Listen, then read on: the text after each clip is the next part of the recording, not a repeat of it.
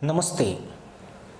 सिंधु जल समझौते पर रोक के बाद से ही पाकिस्तान बौखलाया हुआ है।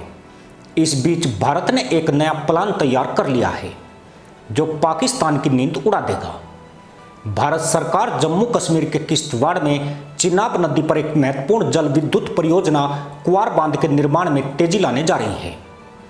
इसके लिए 3,119 करोड़ रुपए के कर्ज की मांग की गई है। भारत ने यह कदम सिंधु जल संधि को स्थगित करने के फैसले के बाद उठाया है, जिससे पाकिस्तान में नदी के निचले वाले इलाके में पड़ने वाले असर को लेकर चिंताएं बढ़ गई हैं। इसी साल 22 अप्रैल को जम्मू कश्मीर के पहलगाम में आतंकी हमले के एक दिन बाद भारत सरकार ने 1960 से चली आ रही सिंधु जल संधि को स्थगित कर दिया था। इस संधि के तहत भारतीय क्षेत्र से होकर बहने वाली 6 नदियों में से 3 का पानी पाकिस्तान को मिलता है। भारत ने कहा था कि जब तक पाकिस्तान भारतीय क्षेत्र में आतंकवाद को फैलाना बंद नहीं करता, संधि स्थगित रहेगी। पहलगाम आतंकी हमले की जिम्मेदारी पाकिस्तान स्थित आतंकवादी संगठन लश्कर-ए-तैयबा के प्रॉक्सी द रेजिस्टेंस फ्रंट ने ली थी। हमले के कुछ दिन पहले पाकिस्तानी सेना प्रमुख असीम मुनीर ने पाकिस्तान में दिए गए एक संबोधन में कश्मीर को पाकिस्तान के गले की नस बताया था।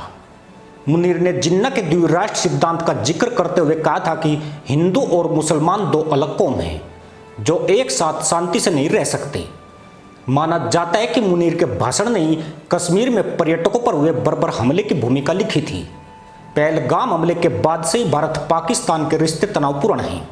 मई में दोनों के बीच एक छोटा लेकिन घातक सैन्य संघर्ष हो चुका है। ऐसे में क्वार जल विद्युत परियोजना में तेजी लाने का भारत का फैसला महत्वपूर्ण हो जाता है। इस परियोजना को Chenab valley power projects limited से क्रियान्वित किया जा रहा है, जो एनएचपीसी लिमिटेड और जम्मू कश्मीर राज्य विद्युत विकास निगम लिमिटेड का एक संयुक्त उद्यम है। परियोजना की कुल अनुमानित लागत 4,526 करोड़ रुपए है।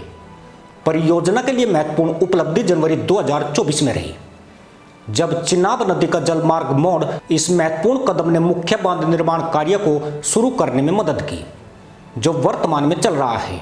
रिपोर्ट के अनुसार 609 मीटर लंबी मुख्य पहुंच सुरंग की खुदाई भी शुरू हो गई है, जो महत्वपूर्ण प्रगति को दर्शाता है। पर भारत की असली प्रगति तो एनएसए अजीत डोभाल ने मदरसा मुल्क को दिखा दी। ऑपरेशन सिंदूर से पाकिस्तान खौफजदा है, उसे सपने में भी ब्रह्मोस दिखाई देते हैं। तभी तो वक्त बेवक्त पाकिस्तान बकबक करता रहता है। पाकिस्तान खुद आतंकवाद की फैक्ट्री है, मगर उसका भोलापन देखे कि वह इसके लिए भी भारत को जिम्मेदार ठहराता है। उसकी बचकानी हरकतों को अब दुनिया जानती है। भारत ने अपनी कूटनीति से पाकिस्तान को जिस तरह से ग्लोबली एक्सपोज किया है, अब उसकी दाल कभी नहीं गलने वाली है। बावजूद इसके आसिम मुनीर और उनके चेले अनाप शनाप बयानबाजी में लगे हुए हैं। एक दिन पहले ही पाकिस्तान ने अजीत डोभाल का नाम लिया था। आज खुद सामने आकर अजीत डोभाल ने मुंह तोड़ जवाब दिया और उसके ऑपरेशन सिंदूर वाले जख्म को कुरेद दिया। मौका था आईआईटी मद्रास के 62वें दीक्षांत समारोह का। आईआईटी मद्रास के कॉन्वोकेशन में एनएसए यानी राष्ट्रीय सुरक्षा सलाहकार अजीत डोभाल ने ऑपरेशन सिंदूर का जिक्र किया। उन्होंने सबके सामने बताया कि कैसे भारत ने पाकिस्तान स्थित आतंकी ठिकानों को ध्वस्त किया था। दरअसल पाकिस्तान के आईएसपीआर के डायरेक्टर जनरल अहमद शरीफ चौधरी ने एक दिन पहले ही अजीत डोभाल का जिक्र किया था।